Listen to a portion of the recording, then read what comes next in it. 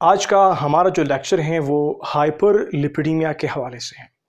इस लेक्चर में हम लोग पैथोफिजियोलॉजी और फार्माकोलॉजी डिस्कस करेंगे हाइपर लिपिडीमिया का। पहले पैथोफिजियोलॉजी होगी, फिर उसके बाद फार्माकोलॉजी होगी। तो स्टार्ट करते हैं टर्म से, हाइपर लिपिडीमिया। ये टर्म 3 टर्म्स की कॉम्बिनेशन से बना है। हाइपर है एक, लिपिड है दूसरा, ईमिया है तीसरा। तो ये क्या हुए ये सारे? हाइपर का मतलब है बहुत ज्यादा हो जाना, लिपिड लिपिड को कहते हैं, ईमिया ब्लड, यानी कि ब्लड में लिपिड का ज्यादा हो जाना क्या है? हाइपर लिपिडीमिया है। अब ये लिपिड्स थोड़ा सा हम अगर केमिस्ट्री के हवाले से या बायोकेमिस्ट्री के हवाले से डिफाइन करें तो हम ये लिपिड्स कैसे डिफाइन करेंगे? लिपिड्स असल में फैटी एसिड और अल्कोहल की कॉम्बिनेशन है। जब फैटी एसिड और अल्कोहल मिलते हैं तो वो एक प्रोडक्ट बनाते हैं जिसका नाम है लिपिड्स। और अभी जो आपके बॉडी में लिपिड्स होते हैं जिनकी वजह से हाइपर लिपिडीमिया होती हैं वो कौन कौन से हैं? वो है कोलेस्ट्रॉल और ट्राइग्लिसराइड। जब ये दो लिपिड्स आपके बॉडी में ज़्यादा हो जाए ब्लड में तो ये कॉज करेंगे क्या? हाइपर लिपिडीमिया, जिससे फिर डेडली डिजीजेस जो है वो कॉज होंगे, लाइक स्ट्रोक है, एथेरोस्क्लेरोसिस है, हार्ट अटैक है, एट्सेट्रा। तो अभी आते हैं हम लोग पैथोफिजियोलॉजी को थोड़ा सा एक्सप्लेन करते हैं। जब आप लोग कार्बोहाइड्रेट्स या लिपिड्स को लेते हैं अपने डाइट में, अभी यहाँ पर कार्बोहाइड्रेट्स मैंने क्यों डिस्कस किया? वो इसलिए क्योंकि कार्बोहाइड्रेट्स जो हैं जब इसकी मेटाबॉलिज्म होती है, ग्लाइकोलाइसिस होती हैं, तो ये भी आपके जो कोलेस्ट्रॉल और ट्राइग्लिसराइड है इसके बनाने में हेल्पफुल होते हैं, काम करते हैं। सपोज कीजिए आपने कार्बोहाइड्रेट्स लिए और लिपिड्स लिए, तो ये कार्बोहाइड्रेट्स और लिपिड्स आकर के आपके स्मॉल इंटेस्टाइन को पहुंचेंगे। लिपिड्स जब स्मॉल इंटेस्टाइन को पहुंचेंगे तो लिपिड्स के लिए यहां पर से लीवर से आएंगे, गाल ब्लैडर से क्या? बाइल जूसेस आएंगे बाइल डक्ट में। वो बाइल जूस आपके लिपिड्स को ब्रेक करेंगे, small small tiny tiny droplets बनाएंगे। ये ड्रॉपलेट्स फिर जो है आसानी से एब्जॉर्ब होंगे, तो उस फिर ड्रॉपलेट्स का नाम क्या हो जाएगा? खाइलोमिक्रॉन। खाइलोमिक्रॉन। ये खाइलोमिक्रॉन जो है डायरेक्टली आपके ब्लड वेसल का हिस्सा नहीं बनता, पहले आते हैं ये लिम्फेटिक सिस्टम का हिस्सा बनता है। लिम्फेटिक सिस्टम के थ्रू आपके पूरे बॉडी में सर्कुलेट होगा होगा होगा फिर आकर के आपके सबक्लेवियन वेन ब्लड में आएंगे, फिर वो सर्कुलेटरी सिस्टम का हिस्सा बनेंगे। तो इन द मीन वाइल ये क्या करेंगे? जब ये लिम्फेटिक सिस्टम में मूव कर रहे होंगे तो फिर ये पूरे बॉडी के आपके पूरे बॉडी को ये क्या प्रोवाइड कर रहे होंगे? एनर्जी प्रोवाइड कर रहे होंगे। लिपिड्स, कार्बोहाइड्रेट्स एनर्जी के बहुत इंपॉर्टेंट सोर्स हैं और बहुत बेस्ट सोर्सेज हैं दोनों। तो इस तरह से एनर्जी प्रोवाइड करते करते इनके कुछ रेमिनेंट्स बच जाएंगे, इनके कुछ बकायाजात बन जाएंगे। वो बकायाजात आकर के आपके ब्लड के अंदर जब आएंगे by mean of subclavian vein जो आते हैं आपके फिर ब्लड का हिस्सा बनता है हार्ट में, फिर हार्ट के बाद पूरे बॉडी को फिर वो ब्लड सप्लाई होती हैं, इन शॉर्ट ब्लड में आते हैं।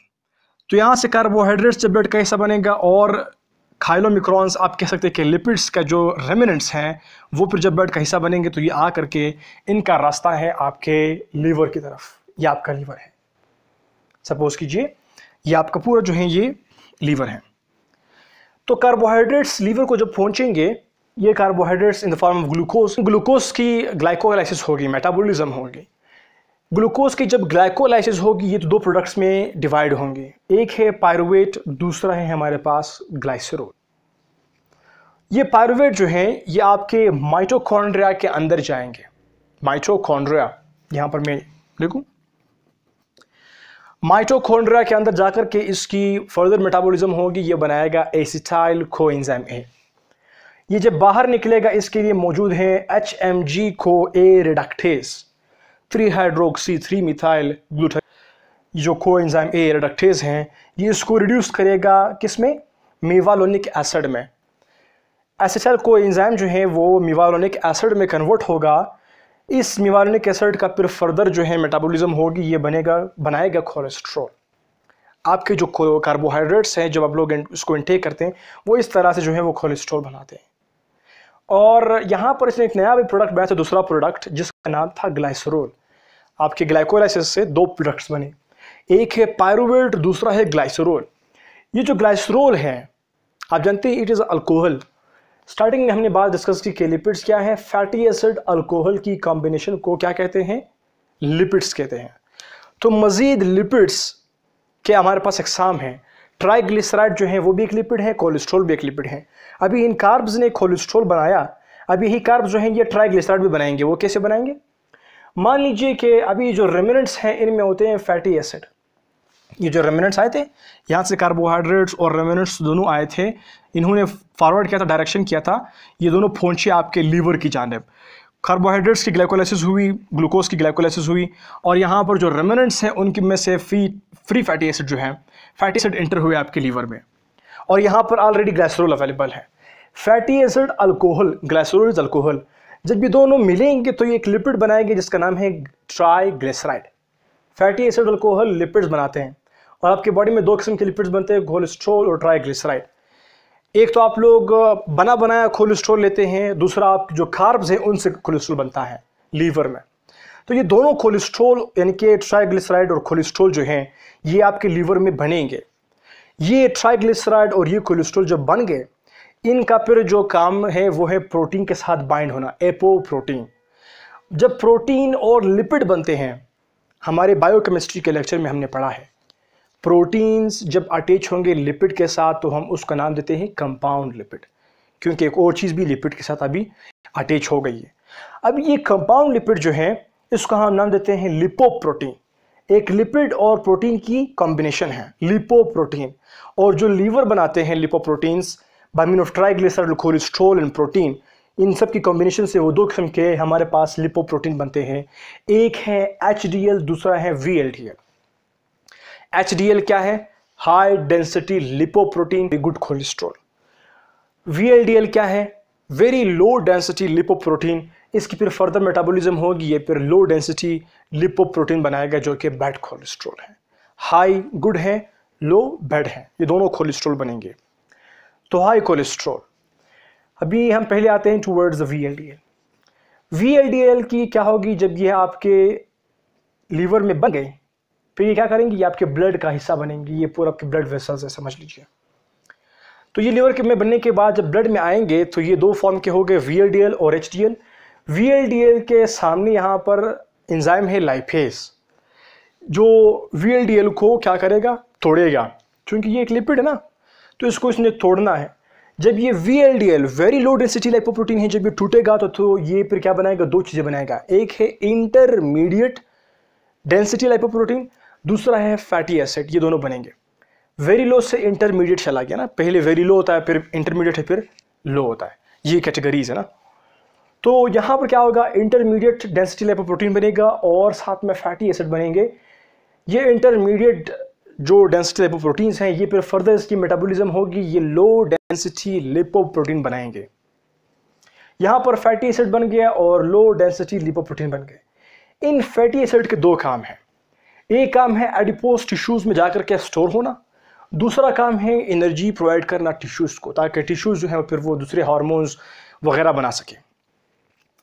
तो ये फैटी एसिड की ये दो काम हो गए। अब ये जो इंटरमीडिएट था IDL, ये फिर इसकी मेटाबॉलिज्म ही होगी, ये फिर LDL बनाएगा, और ये LDL जो है इसके भी दो काम हैं, या तो ये प्रोवाइड करेगा एनर्जी टिश्यूज़ को, या फिर दोबारा से इसकी रिसाइकलिंग होगी, रिसाइकलिंग के बाद ये फिर एक्सक्रीट होंगे बॉडी से। तो ये LDL आकर के इसके अपने रिसेप्टर्स होते हैं लीवर पर, जब ये एंटर होंगे फिर दोबारा से इसकी एक साइक्लिक मैकेनिज्म के थ्रू दोबारा से ये रिसाइकल करेंगे, जाएंगे, और या फिर क्या होंगे? या फिर ये एक्सक्रीट होंगे फिशेस के थ्रू। अभी जो हमारे पास LDL बचा, जिसने एक तो रिसाइकल की, दूसरा इसने एक्सक्रीट होना था। रिसाइकलिंग का तो मैकेनिज्म यही हुआ, अभी एक्सक्रीशन का क्या मैकेनिज्म होगा, ये कैसे एक्सक्रीट होंगे? इनका जो रोल है एक्सक्रीशन का बहुत ही सिंपल है, वो है यहाँ से कि ये जब बाइल बनाते हैं, बाइल के बनाने में बाइल साल्ट्स जो हैं उनमें जो हमारे कोलेस्ट्रॉल है वो एक बहुत ही इंपॉर्टेंट रोल अदा करते हैं। तो ये कोलेस्ट्रॉल जब यहाँ से सिक्रीट होंगे, आएंगे यहाँ पर मेटाबॉलिज्म करेंगे, किसकी? हमारे लिपिड्स की। तो बाज़ औक़ात क्या होता है, ये दोबारा से रीअब्ज़ॉर्ब होते हैं, और बाज़ औक़ात इनकी जो है कंसंट्रेशन अगर बढ़ गई होती है बॉडी में, तो फिर एक अच्छे तरीके से, ताकि बॉडी में कोलेस्ट्रॉल न बढ़ जाए, फिर वो कोलेस्ट्रॉल जो है वो फिर यहाँ से एक्सक्रीट होगा, कहाँ जाएगा? फिशेस में फिर निकल जाएगा GIT से। तो ये एक शॉर्ट एक्सक्रीशन के हवाले से हुआ। अभी आते हैं हम लोग towards HDL, high density lipoprotein. ये क्या है? जो HDL जो है ये भी एक लिपोप्रोटीन है जो कि गुड कोलेस्ट्रॉल के नाम से जाना जाता है। HDL का जो रास्ता है वो क्या है, ब्लड वेसल में जब आएगा तो ये HDL ये असल में कुछ एम्प्टी पैकेट्स इसके अंदर होते हैं, जिसके थ्रू ये पूरे बॉडी से जो ये LDL था ना, लो डेंसिटी लिपोप्रोटीन्स, या फिर दूसरे जो फालतू एक्स्ट्रा कोलेस्ट्रॉल हैं, उसको ये अपने अंदर जमा करके दोबारा से लाता है कहाँ पर, लीवर को। तो ये एक रिसाइकलिंग का मैकेनिज्म ये भी है, ये खुद भी आते हैं और HDL भी इनको लाता है। HDL के रिसेप्टर होते हैं स्कैवेंजर रिसेप्टर। स्कैवेंजर आप लोग जानते हैं कि ये सफाई करने वाले होते हैं।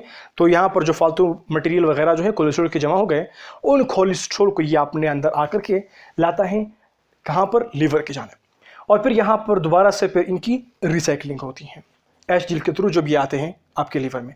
तो ये आपके लीवर में क्या है, ट्राइग्लिसराइड कोलेस्ट्रॉल प्रोटीन मिलते हैं, लिपोप्रोटीन बनाते हैं, HDL VLDL, जो आपके बॉडी को फिर एनर्जी प्रोवाइड करते हैं और यूज होते हैं। जब इनकी कंसंट्रेशन बॉडी में बढ़ जाती हैं तो हम उसको कहते हैं हाइपरलिपिडीमिया। फिर हमने इनको कम करना होता है, उसके लिए हम लोग क्या यूज़ करते हैं, फार्माकोलॉजी यूज़ करते हैं। तो फार्माकोलॉजी में हमारे पास 1 2 3 4 5 ये जो जनरल 6 हमारे पास स्टेप्स हैं, ये हम यूज़ करते हैं। इसके थ्रू हम लोग ट्रीट करते हैं हाइपरलिपिडीमिया को। The very first one, bile acid binding resins, जिसमें हमारे पास जो ड्रग्स हैं वो है खोलेस्टायरामीन और कोलेस्टिपॉल। ये दोनों हमारे पास ड्रग्स हैं जो यूज़ करते हैं बाइल एसिड बाइंडिंग रेजिन्स के थ्रू। ये बाइल एसिड बाइंडिंग रेजिन्स क्या है, आप जान चुके हैं कि जब लीवर से बाइल हमारे पास आता है, इंटेस्टाइन में, स्मॉल इंटेस्टाइन में पोर होता है, बाइल आता है यहाँ पर लिपिड्स को मेटाबोलाइज करने के लिए। तो हम अगर ये ड्रग्स भी दे दें यहाँ पर से, हमारे सपोज कीजिए कोलेस्टिपॉल या कोलेस्टायरामीन ड्रग जो है वो हमने दिया है, तो ये दोनों आकर के जो ये रेजिन्स है ना, ये दोनों बाइल साल्ट्स और हमारे कोलेस्टिपॉल दोनों मिल जाएंगे। मिलने के बाद क्या करेंगे, ये एक आयनिक स्ट्रक्चर बनाएंगे। तो फिर आयनिक स्ट्रक्चर्स को एब्जॉर्ब करना मुश्किल होता है, जिससे क्या होगा, आपके GIT से फीसेस के थ्रू ये बाहर निकल जाएगा। इससे आप कह सकते हैं कि कोलेस्ट्रॉल की जो कंसंट्रेशन है वो कम हो जाएगी। क्यों? क्योंकि बाइल जो है वो कोलेस्ट्रॉल बेस्ड है, कोलेस्ट्रॉल के थ्रू बनता है। तो जब आपके बाइल जो हैं उनके बनने में कमी आ गई, जब बाइल्स आपके बॉडी में कम हो जाएंगे, जिससे फिर क्या होगा, बाइल साइड्स की कंसंट्रेशन बढ़ानी होती है, बनाना होता है ताकि फैट्स के मेटाबॉलिज्म हो सके। तो लीवर इसको और बनाएगा, फिर ये बाइल और आएगा। इस तरह से क्या होगा, जब लीवर मज़ीद आपके बाइल बनाता जाएगा, एक तो आपका लीवर जो है वो मज़ीद बाइल बनाएगा, दूसरा जो आपकी ये ड्रग्स हैं कोलेस्टिपॉल और खोलेस्टायरामीन, ये यहाँ पर बाइल्स के साथ मिल करके इसको निकालेगा, लीवर और बनाएगा, और यहाँ से जो बाइल आपके पास हैं वो रेजिन से मिल करके यहाँ से बॉडी से जा रहे हैं, निकल रहे हैं, यहाँ पर और बन रहे हैं, यहाँ पर निकल रहे हैं। तो आप कह सकते हैं कि आपके फिर जो ब्लड से हैं, ब्लड से जो कोलेस्ट्रॉल है वो फिर आएगा आपके कहाँ पर आएगा, लीवर में आएगा। तो इस तरह से आपके जो ब्लड में कोलेस्ट्रॉल था वो लीवर में आकर के फिर यूज़ होगा, यूटिलाइज होगा। तो एक तरीके से आप कह सकते हैं कि ब्लड से कोलेस्ट्रॉल की कमी हो गई, हाइपरलिपिडीमिया जो है वो कम हो गई एक तरह से। नेक्स्ट हमारे पास है एब्जॉर्प्शन इनहिबिशन, कि यहाँ से जब आपके जो खाइलोमिक्रॉन हैं इन्होंने एब्जॉर्ब होना है, हमारा भी जो यहाँ पर काम है वो खाइलोमिक्रॉन्स के साथ हैं, तो इनको यहाँ पर हमने एब्जॉर्ब होने से बचाना है, रोकना है, ताकि ये फीसेस में बाहर जाए। तो उसके लिए हमारे पास ड्रग क्या है, वो है इज़ेथिमाइब। यहाँ पर आप इसको जब रोकोगे ये एब्जॉर्ब होने से, तो इस तरह से कोलेस्ट्रॉल जाएंगे बॉडी से, और जो ब्लड में अवेलेबल कोलेस्ट्रॉल थे वो लीवर की तरफ आएंगे और वो फिर यूटिलाइज होंगे। इस तरह से ब्लड से जो है वो एक किस्म की कमी हो जाएगी आपके कोलेस्ट्रॉल की। आप कह सकते हैं तो हाइपरलिपिडीमिया जो है वो थोड़ी सी कंट्रोल हो जाएगी। नेक्स्ट हमारे पास है HMG को ए रिडक्टेज इनहिबिटर्स। HMG आप जान चुके हैं 3-हाइड्रोक्सी-3-मेथाइलग्लूटाराइल एंजाइम। HMG को ए रिडक्टेज जो कि रिस्पॉन्सिबल हैं आपके एसिटाइल को ए को कन्वर्ट करने में मेवालोनिक एसिड में, जो फिर कोलेस्ट्रॉल बनाता था। तो आप क्या करते हैं, इनहिबिटर्स लेते हैं, लाइक स्टेटिन्स। बहुत सारे स्टेटिन्स हमारे पास हैं, एटोरवास्टेटिन, पिटावा एक्सेट्रा। तो स्टेटिन्स जो हैं ये क्या करते हैं, ये इस आपके जो HMG को ए रिडक्टेज है इसको इनहिबिट करते हैं। जब आपने HMG को ए रिडक्टेज को इनहिबिट किया तो आपके एसिटाइल को ए एंजाइम जो है वो फिर कोलेस्ट्रॉल नहीं बनाएंगे। तो कोलेस्ट्रॉल की प्रोडक्शन एक जब कम होगी तो फिर क्या होगा, आपके जो लीवर है वो अपने सरफेस पर जो है रिसेप्टर को इंक्रीज़ करेगा, जिससे जो ब्लड में मौजूद कोलेस्ट्रॉल है या जो ट्राइग्लिसराइड है वो उसको फिर क्या करेंगे, वो फिर इनसाइड लाएंगे जिससे ब्लड में मौजूद कोलेस्ट्रॉल जो है वो फिर अंदर आएगा लीवर में। तो इस तरह से ब्लड में जो आपके लिपिड्स हैं वो कम हो जाएंगे, हाइपरलिपिडीमिया एक किस्म से कंट्रोल हो जाएगी। तो स्टैटिन्स का यह मैकेनिज्म ऑफ एक्शन हुआ। नेक्स्ट हमारे पास है लिपोलाइसिस को इनहिबिट करना। लिपिड्स यहाँ पर हमने पढ़ा कि जब VLDL की लाइपेज यहाँ पर एंजाइम है जो इसको स्प्लिट करते हैं, क्या बनाएंगे, IDL और FA फैटी एसिड बनाता है। ये फ्री फैटी एसिड जब एडिपोज टिश्यूज़ में इनकी क्या होगी, लिपोलाइसिस होगी, यानी कि जब लिपिड्स टूटेंगे तो उनसे फ्री फैटी एसिड बनेगा। और आप जान चुके हैं ये फ्री फैटी एसिड जब आएगा आपके लीवर में, तो ये फ्री फैटी एसिड लीवर में ग्लाइकोलाइसिस तो हो गई होती है, तो ये free fatty acid glycerol alcohol के साथ मिलते हैं। फैटी एसिड अल्कोहल जब मिलते हैं तो फिर वो लिपिड्स बनाते हैं। यहाँ पर फैटी एसिड ग्लाइसरोल जब बनेंगे तो वो जो लिपिड बनाएंगे उसका नाम है ट्राइग्लिसराइड। तो क्या हुआ, ट्राइग्लिसराइड बन गया। हम क्या करते हैं, हम लोग लिपोलाइसिस को इनहिबिट करते हैं by mean of B3 niacin nicotinic acid, एक ही ड्रग है, यानी कि विटामिन B3 जो हम लोग देते हैं या नियासिन देते हैं, जिसका दूसरा नाम नियासिन भी है और इसी विटामिन B3 का दूसरा नाम जो है वो निकोटिनिक एसिड भी है। तो इन ड्रग्स के थ्रू हम क्या करते हैं, हम लोग इस लिपिड्स की जो मेटाबॉलिज्म है इसको रोकते हैं ताकि फ्री फैटी एसिड ना बने। जब फ्री फैटी एसिड नहीं बनेंगे तो आपका ग्लाइसरोल के साथ इनकी कॉम्बिनेशन नहीं होगी, फिर आपका जो लिपिड है ट्राइग्लिसराइड वो नहीं बनेगा। तो आप कह सकते हैं एक तरीके से आपने लिपिड की प्रोडक्शन को कम करवाया। कौन से लिपिड की, ट्राइग्लिसराइड की। तो ये आपके ड्रग्स हो गए। नेक्स्ट हमारे पास है ओमेगा 3 फैटी एसिड, जिसको हम लोग पॉली अनसैचुरेटेड फैटी एसिड से भी जानते हैं। ये भी क्या होता है, ये एसेंशियल फैटी एसिड है। इनका मैकेनिज्म इतना नाउन नहीं है, लेकिन ये इसके हवाले से है कि ये ट्राइग्लिसराइड और VLDL इन दोनों के ऊपर जो है इनके इफेक्ट्स हैं, इनको ये कम करते हैं। और नेक्स्ट हमारे पास है 6 में कॉम्बिनेशन। हम लोग हमारे जो HMG को ए रिडक्टेज इनहिबिटर्स यानी कि स्टैटिन्स जो हैं, इन स्टैटिन्स के साथ हमारे जो नेक्स्ट हमारे जो एंटी हाइपरलिपिडेमिक ड्रग्स हैं इनको हम मिला करके देते हैं पेशेंट्स को, ताकि जो लिपिड्स हैं ब्लड में जो बढ़ गए हैं उसकी कंसंट्रेशन को थोड़ा सा जल्दी से डाउन करें। तो उसके लिए फिर हम लोग कॉम्बिनेशन से यूज़ करते हैं इस फार्माकोलॉजी को विद स्टैटिन हमारे पास खास होगा।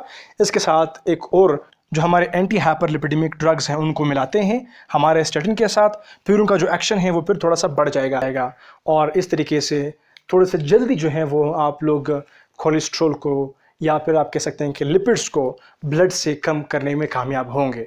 तो ये हमारे पास फार्माकोलॉजी हुई और ये हमारे पास फिजियोलॉजी हुई, पैथोफिजियोलॉजी। होप सो आपको समझ आ गया होगा। अगर फिर भी यहाँ पर कोई भी कन्फ्यूजन है आप उसको ड्रॉप कर सकते हैं हमारे वीडियो के नीचे कमेंट बॉक्स में, हम आंसर्स के लिए आएंगे।